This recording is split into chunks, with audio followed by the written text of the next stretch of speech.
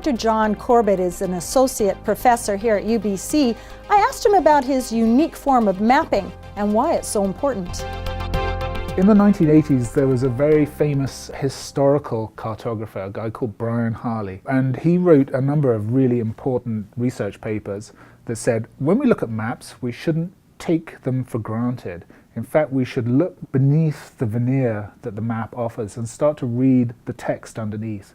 And what he was talking about there specifically is that maps become a form of reinforcing what we already have. And from a colonial perspective, or particularly here in Canada, from the perspective that, maps, what they do is they reinforce kind of like the colonial sense of how it understands the space that we live in. Mm-hmm. So for example, we look at Vancouver or Vancouver Island. Well, who was Vancouver? He was a famous English explorer. Or if we look at Victoria, well, who was Victoria? She was the Queen of England.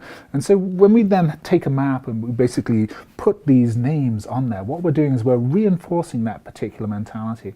And so Brian Harley was saying, we need to read beneath the subtext of the map, and we need to understand what's being said by using things like Indian Creek or classic as Black River and all these other things, because in fact they represent the powerful interests in society's way of actually taking control over that land.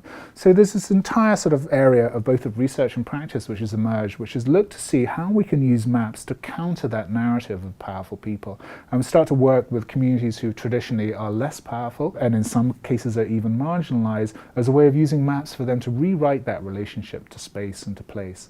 The work that I do specifically works with marginalized populations, and we create maps together to create these counter narratives.